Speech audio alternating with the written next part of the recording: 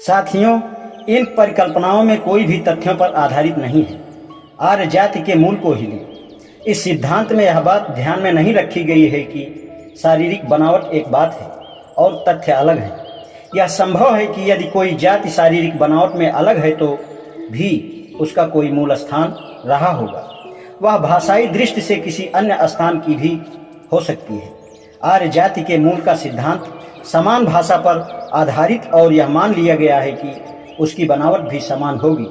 यह दावा कि आर्य बाहर से आए और भारत पर आक्रमण किया और यह कल्पना की दास या दस्यु भारत के मूल निवासी थे, एकदम गलत है।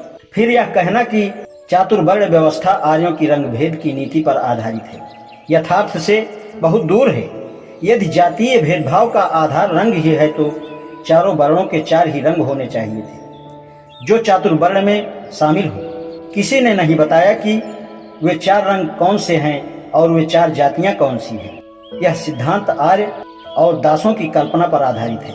पहले को श्वेत और दूसरे को कृष्ण मान लिया गया है। आर्य जाति के अभ्युदय के सिद्धांत के प्रतिपादक अपने विचार की पुष्टि में इतने उत्कंठित हैं कि वह यह भी भूल बैठे हैं कि उनकी परिकल्पना में कितनी विसंगतियां हैं। ये केवल उत्पत्ति को सिद्ध करना चाहते हैं और इसलिए उन्होंने वेदों से जो कुछ उन्हें अनुकूल लगा सिद्ध साक्ष्य के रूप में प्रस्तुत किया। प्रोफेसर माइकल पोस्टर ने कहीं कहा है कि अटकलें विज्ञान की सहायक है, बिना अटकलों के अनुसंधान सफल नहीं हो सकती। साथ ही यह भी सही है कि वह अटकलों का ही वर्चस्व हो जाता है तो यह विज्ञान के लिए घातक होता है।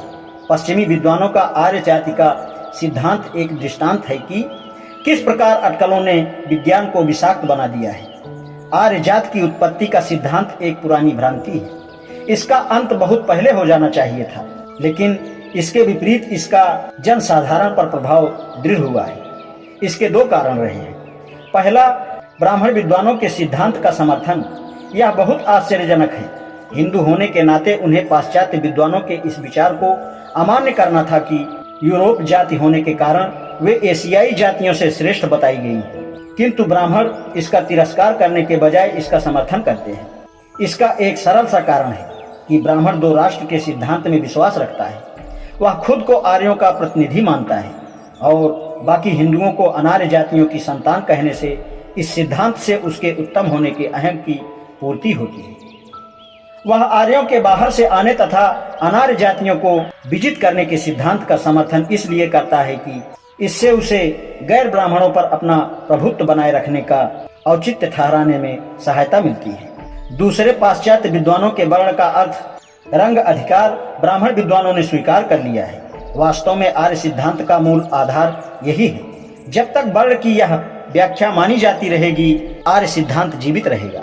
अतः आर्य सिद्धांत के यह अंश महत्वपूर्ण है और उनका सूक्ष्म विश्लेषण जरूरी है। यह 3 प्रकार के हो सकते हैं। क्या यूरोपीय जातियां गोरी थीं या काली? क्या भारतीय आर्य गोरे थे? वर्ण शूद्र का वास्तविक अर्थ क्या है? आज इतना ही। शेष कल। धन्यवाद।